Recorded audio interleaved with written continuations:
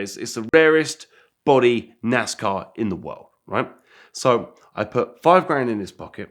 I put £3 in his pocket, £500 here, £500 in my coat, and £1,000 in the car.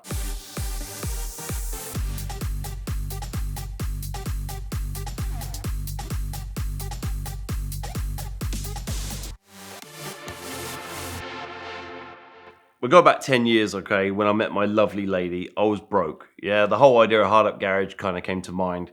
And I loved the Disney Cars movie, okay, because it still had everything for everyone. The granddads loved the Plymouth Superbird, the people in my area loved like the NASCARs, and then you had like the older 1920s cars for your granddads. Like it had a bit for everyone. It had like the Route 66. Everyone around the world dreams of that.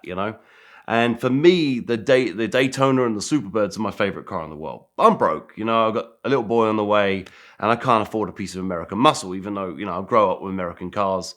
I can't afford anything nice. So I buy a Cadillac Coupe de Ville, 1976. It's been in a garden for 10 years. The bonnet is so rusted that there's just the frame left. It's fallen into the engine. And it's got a Starcraft camper body on the back of it, yeah? So, it's got like the front of a 76 Cadillac, and then an over-the-top camper body over the top.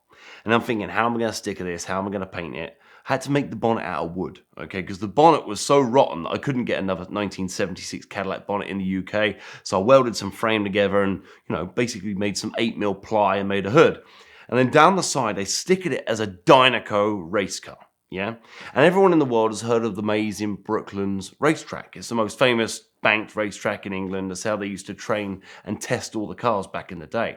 So I turned up with my lovely lady in the back of the car and my child in her belly. We turn up at the Brooklands Motor Museum, right, which is next to Mercedes-Benz World, where I qualified earlier to be a Mercedes-Benz mechanic. And I turn up in my £580, $750 Cadillac Coupe de Ville camper, which I turned up, and it broke down at the gate, yeah? But stickered on the side is a Dynaco race car. It's the coolest car in the world, in my opinion. Hanging out the left-hand side, everyone's taking photos, not only because it looks cool, but because I've broken down, right? But then there's a man called Don Scott, okay, who is world famous for his 43 Petty NASCAR in the UK, just had it painted, and he was unveiling it at Brooklands Motor Museum on the back of a lorry.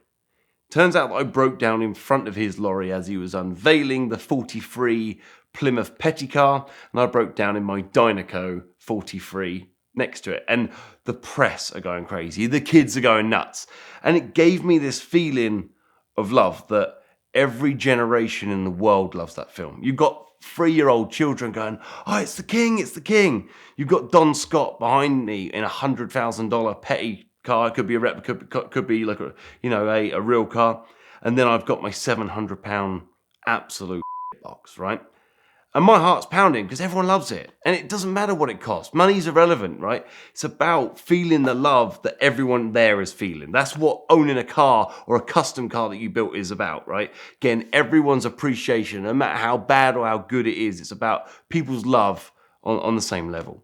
So a few years later, down in Hampshire in England, I got told that there's a very, very famous, if not the most famous NASCAR in the world, right? On top of a container. And by the most famous NASCAR in the world, okay, we're talking about untouchable cars.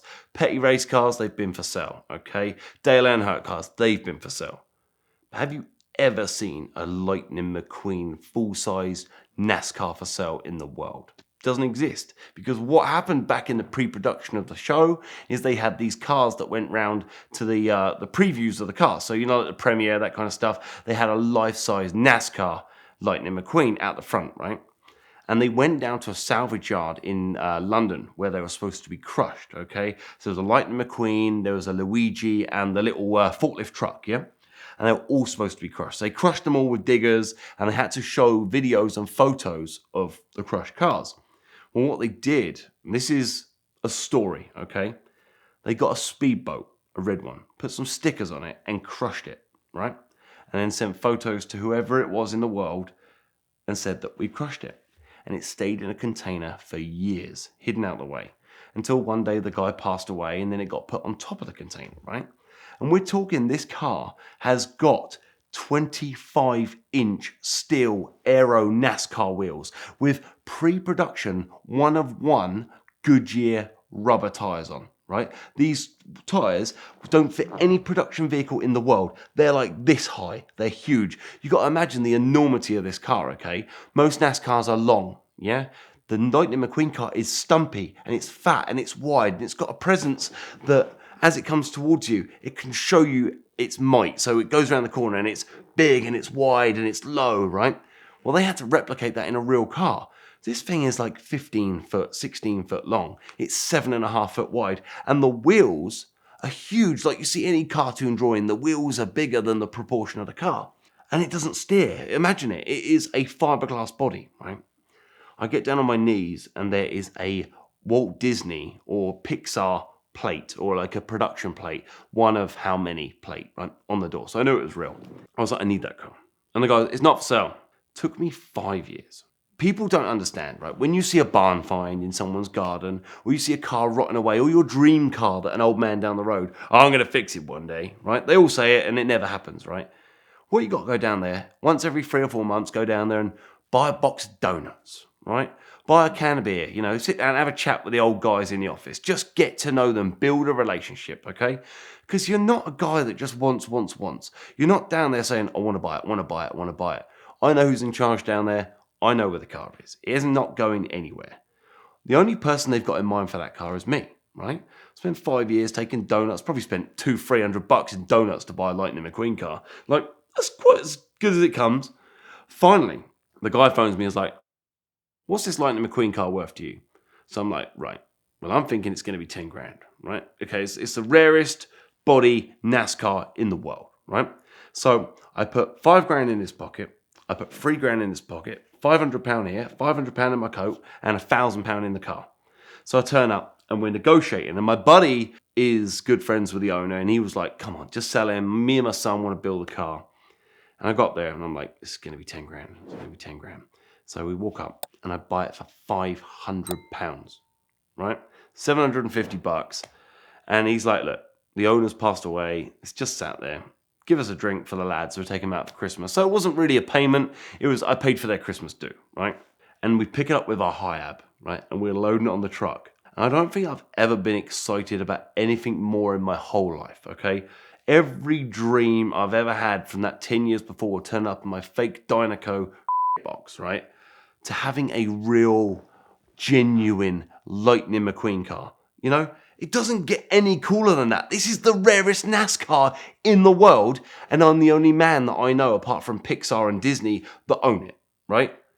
I did a receipt, I signed car body, fake, to Sam R, this day, whatever. And I put it on the recovery truck, and we're going down the road, and I'm looking in my rearview mirror, and I'm like, oh my God. So yes, I was illegal getting my phone out and taking a photo, but it was 5 years ago. Come catch me, Mr. Plod. But you know what? I've never been so excited, right? I took it back and I rolled it into its space. You can't steer it. It's a bit like the Lycan Hypersport back in the day. There's no steering. This is a prop. It's made to look good. The decals were faded. It looked a mess. Once again, a lovely gentleman from Europe phones me and says, you got Lightning McQueen? I went, yeah, it's not for sale. He said, come on, man, everything's for sale. I said, no, it's not for sale. I'm going to put a car in it, and I'm going to drive it to SEMA. I don't know. I'm going to do something stupid, like I'm going to put a NASCAR in it. I'm known for the NAS Charger, putting a NASCAR in the Dodge Charger from Universal Studios. Maybe I can do the same again. Like, I had all ideas. Maybe I could put a TVR in it, a nice lightweight chassis, make some custom wheels. And when a man turns up and offers you 15 grand for a fiberglass body that you pay 500 quid for, that's the time to just pull the trigger. Them things happen once in a lifetime, but we made a deal. I said, the deal is I'll give you that car for this figure. I can't remember if it's 10 or 15 grand, whatever we agreed on, right? I'll give you that car for that figure. But the deal is he was a very clever man, he's an artist, really. I said, I want a fiberglass mold made, and I want my own Lightning McQueen body. And he promised me, handshake, man to man, he'd give me a fiberglass mold. He'd take a mold of the car and give it to me. So I haven't got it yet. So Mr. Man out there, you owe me a Lightning McQueen body, and don't let me down, all right? But yeah, so that's how I bought the cheapest, most famous NASCAR in the world.